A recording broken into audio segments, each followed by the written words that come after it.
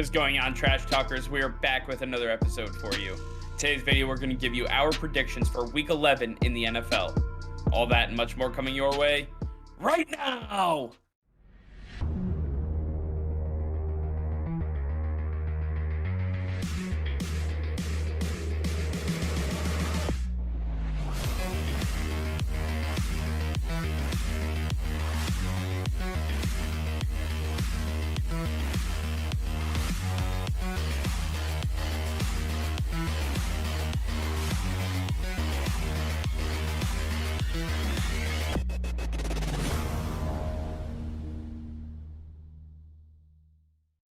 Hey Trash Talkers, over 85% of you are still not subscribed to the channel. Please be sure to hit that red subscribe button and turn on notifications, as it will help us create more daily content for you. Thank you and enjoy today's video. All right, Nick, we are here, Week 11. The second half of the season for most teams is already here, and we're taking a look at a lot of games that these teams need, especially with the way the AFC has turned out. Some big NFC teams losing a couple weeks in a row. Got to start getting back on the wheel. So let's take a look at the slate of games we have, starting off with Thursday Night Football. Who do you got in this one? Yeah, this is an incredible matchup. We've got the Patriots taking on the Atlanta Falcons. We always love to see this matchup. Gotta look back on that 28-3 matchup in the third quarter of that Super Bowl, where the Patriots came out on top, and they're going to come out on top in this one. This one, the Atlanta Falcons look like they won't have Cordell Patterson. He has a mild high ankle sprain, and so that just makes it even easier for the Patriots, who are rolling right now, to get a W, and that's why this is my lock of the week. The New England Patriots have an easy road to victory. This defense, offense, special teams, they are playing as good as it gets in the NFL right now, and with Kyle Pitts, the only offensive weapon really available for Matt Ryan, good luck, because you're going to need every single bit of it. The New England Patriots are going to take this one easily on Thursday Night Football. Coming out swinging for the fence, as I see with your lock of the week. Well, with our first Sunday game at 1 o'clock, we have the Baltimore Ravens taking on the Chicago Bears, and the Baltimore Ravens coming off of that reeling loss against the Miami Dolphins, the questionable tactics that they were employing on offense that really had no answer for what Miami was doing. I'm not going to rehash it. Miami did one thing, and it just stymied the entire Ravens offense. I don't know what happened. We're moving on. We're on to a new week. This is Chicago, and their defense is not Miami's. I mean, it's that simple. Their offense isn't Miami's. So the Baltimore Ravens, they're hungry. They're coming off of a loss where they got shocked, and they're a little shook right now, but it doesn't matter. They're going to come out on top in this one. I don't really see anything that Chicago can do that the Baltimore Ravens can't stop. Allen Robinson has been MIA. His face is all over milk cartons, all over the city of Chicago. Can't find this man to save his own life, and outside of Justin Fields, there's nothing to look forward to. David Montgomery might be back, but it's not going to look pretty for the Chicago Bears. I'm taking the Baltimore Ravens in this one. Up next, we have the Detroit Lions making their way to Cleveland, taking on the Browns, who, do they have Baker Mayfield? Do they not? But does it really matter? Definitely no. The Detroit Lions have been competitive in every matchup, and I think that this is going to be another competitive matchup.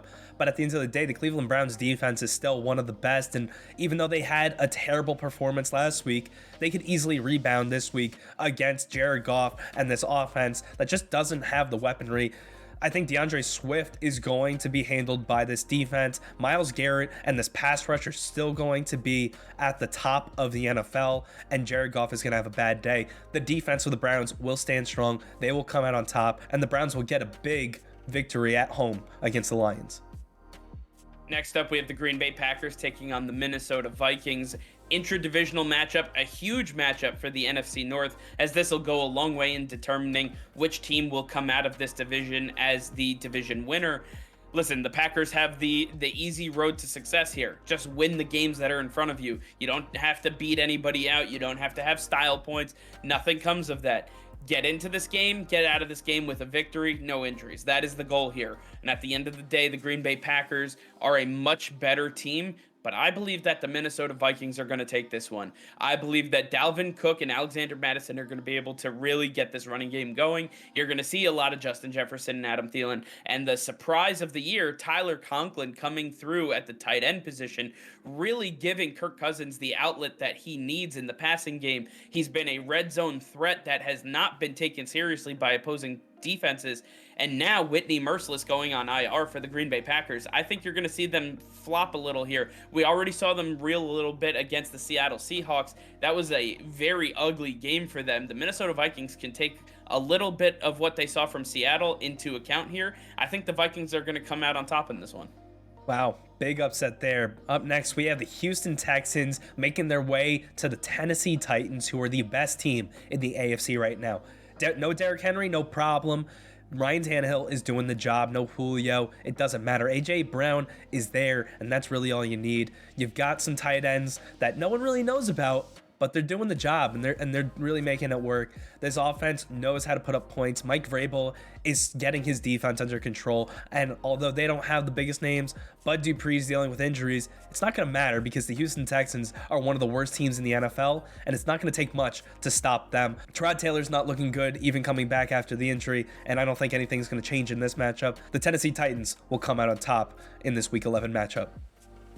Next up, we have the Indianapolis Colts taking on the Buffalo Bills, and this is one of those trap games that I'm really worried about. The Indianapolis Colts do everything well that the Buffalo Bills struggle with. When you talk about the running game for the Indianapolis Colts and Jonathan Taylor and Nyheim Hines and even Marlon Mack getting sprinkled in just a little bit, they can absolutely control time of possession and clock on the Buffalo Bills, and they have the defense to be able to match up well against Stephon Diggs, Gabriel Davis, and these guys. I think that the Buffalo Bills are going to truly struggle even at home against the Indianapolis Colts. As long as Carson Wentz can play a clean game, I think it's going to be a very tough matchup for the Buffalo Bills. While the Buffalo Bills defense is really solid, and we've seen them really not give up a whole hell of a lot of points, especially through this season, I think the Indianapolis Colts get the bells ringing again, Nick. Upset alert, the Indianapolis Colts will be coming out on top against the Buffalo Bills in this one. Wow. Up next, this one is a little bit more straightforward. The Miami Dolphins taking on the New York Jets. The Miami Dolphins coming off of 2 straight wins. And Tua, a lot of people question this guy, but guess what? Every game he started and finished this season, he's won. And he's going to start and finish this one, which means the Miami Dolphins are going to have their 3rd win in a row. Doesn't matter if Zach Wilson's coming back. The Jets, under Robert Saleh, are not a good team. This team all around has so many things to work through. They've been dealing with injuries all season long. It's just a rough road, and this is not going to be corrected against Brian Flores and Tua Tagovailoa. The Miami Dolphins have too much talent. Will Fuller could be coming back in this one, which makes this offense even more explosive. The Miami Dolphins will have a win over the Jets this week. In our next matchup, we have the New Orleans Saints taking on the Philadelphia Eagles, and if you ask me, this is a pretty good toss-up game. You know, the Philadelphia Eagles have played some really good football as of late. The defense has really kind of figured things out, and on offense, they've been able to put up points. They can at least get yardage, and that has led to points, but it doesn't seem like the Saints really know what their identity is, especially with Trevor Siemian. Are they running the ball? Mark Ingram wasn't super effective on the ground, but he was able to catch balls for chunk yardage. He had 34, 12, and 10-yard catches. And then on top of that, the Saints defense, do they show up? Do they not show up? Seems like an every other week scenario for them. So the biggest issue for me is Trevor Siemian and this offense. Does Alvin Kamara play? He's a big X factor in this one.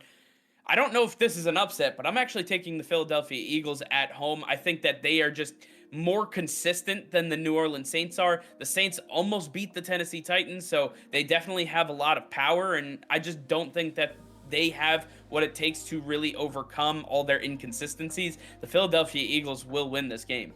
Next up, we have the San Francisco 49ers taking on the Jacksonville Jaguars in what could possibly be another trap game. The 49ers had a spectacular Monday night win over the Los Angeles Rams, but the Jacksonville Jaguars, even though they are losing, they're looking really consistent as of late. They beat the Buffalo Bills in a really close matchup, and we saw this offense starting to get things going against the Indianapolis Colts last week. They're going to continue that this week. It seems like Urban Meyer, Trevor Lawrence are starting to settle down a little bit. They're figuring it out, and they're taking everything in stride, and I think this is another game that's going to be an improvement. I'm not saying they're going to win, but I believe it's going to be extremely close, and it might come down to the final drive in which Jimmy Garoppolo is going to answer the call. He will get the 49ers another victory, and the 49ers will sit at 500 on the season. Nick, did you just say Jimmy Garoppolo would get a final drive victory? Wow, you are really maturing as a human. I give you credit.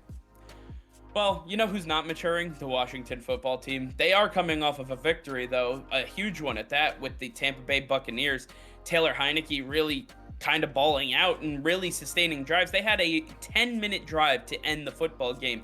They cannot get off the field, apparently, and, good for them. But the Carolina Panthers are coming to town, and at this point, the Carolina Panthers, headed by Cam Newton. Wow, that sounds really right to say.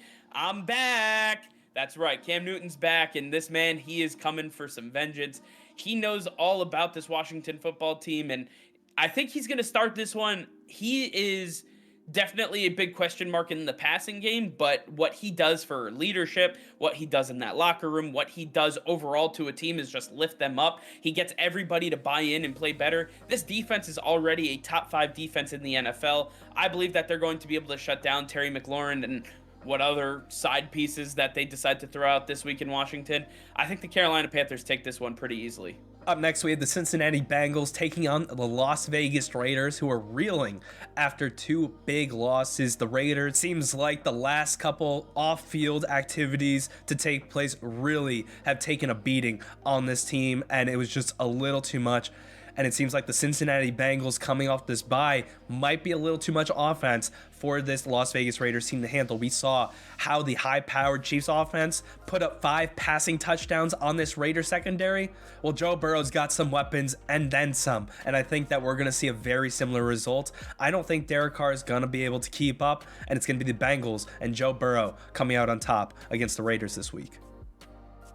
Next up, we have the Arizona Cardinals taking on the Seattle Seahawks in what is a huge NFC West matchup. Russell Wilson's second game back for the Seattle Seahawks, his first in Seattle. And listen, the Arizona Cardinals, they're struggling right now. Is Kyler Murray going to play? Is DeAndre Hopkins going to play? Because that makes all the difference when you're talking about this team. They got away once with Colt McCoy and Christian Kirk leading the fray here. But at the end of the day, AJ Green, Christian Kirk, they need a DeAndre Hopkins to take pressure off of them. They need Kyler Murray to be able to make magic with his feet. He cannot take any more games off. He needs to be able to play. And for this Arizona Cardinals team, they need to be able to get divisional wins. And this is a huge one right here. I see the Cardinals winning, but it's going to be a close game. I think Russell Wilson gets back to form a little bit. You're going to see a lot more Tyler Lockett and a lot more DK Metcalf. Hopefully Chris Carson can go in this one too and really make it a big struggle game. But at the end of the day, I think the Cardinals win no matter what. Next up in our final 4 o'clock matchup, we have the Dallas Cowboys taking on the Kansas City Chiefs in what could be the game of the week. And this is a really big game for both teams. When we look at the Dallas Cowboys, they're sitting at 7-2, but they haven't had to go into an environment like the Kansas City Chiefs, and they have to really show that they are a true contender, that they can handle this type of environment, because this is something they'll face all playoff long, and this will tell us whether they're legit or not. And then for the Chiefs, they have some steam behind them right now. It looks like the offense is starting to figure it out, but this defense for the Dallas Cowboys is legit. Trayvon Diggs is the best corner in the league, and we'll see how he handles Tyreek Hill. Can Travis Kelce get going? Can Patrick Mahomes get the other weapons in this offense going? He's going to have to if they're going to win. This is going to be a big game, but at the end of the day, I believe that the Dallas Cowboys are just too strong in all 3 phases, and they are going to get the job done in what's going to be a multi-score win by the Dallas Cowboys. For our Sunday Night Football matchup, we see the Pittsburgh Steelers hit the road and take over the West Coast as they take on the Los Angeles Chargers. The Chargers, who are recently without Joey Bosa and Jerry Tillery on the defensive line for COVID-19 related reasons. They may play, they may not. It's pretty up in the air at this point, so I'm not exactly sure where the Chargers D-line is going to be. Big Ben seems like he might be coming back for this one, so yay, Mason Rudolph doesn't have to look like an absolute fool on Sunday Night Football. But no TJ Watt and possibly no Minkah Fitzpatrick. It's going to look a hell of a lot different on the defensive side of the ball if those two guys can't play.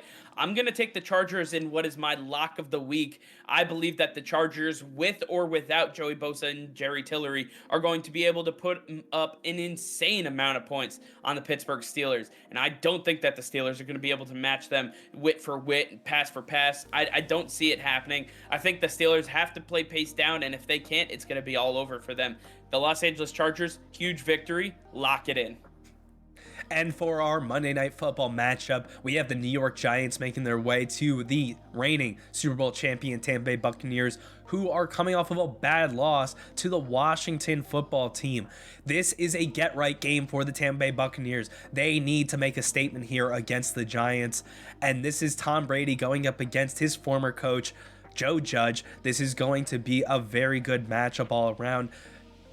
When we look at Tom Brady's track record against the New York Giants, it doesn't look so good, but this is not the same team that he faced twice in the Super Bowl.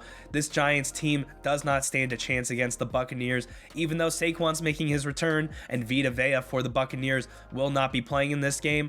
I don't believe that the Giants have enough to get past this Tampa Bay Buccaneers team, and Tom Brady is going to prove to everybody once again why he is the greatest quarterback in the NFL right now. It seems like Tom Brady's kryptonite might be subpar quarterbacks. The only quarterbacks he's lost to in the Super Bowl are Eli Manning and Nick Foles. So at the end of the day, Daniel Jones may just have a shot, especially with Taylor Heineke lighting up the Buccaneers last week. But we'll see for sure. But I want to hear from you guys. Let us know in the comments below what you think about our picks. Which teams did we get right? Which teams did we get wrong? Let us know. All right, well, that's going to be all for now. Thank you all for watching. Be sure to like this video and subscribe to the channel if you haven't already. Hit that notification bell. We go live every single day. That'll be all. Peace and love.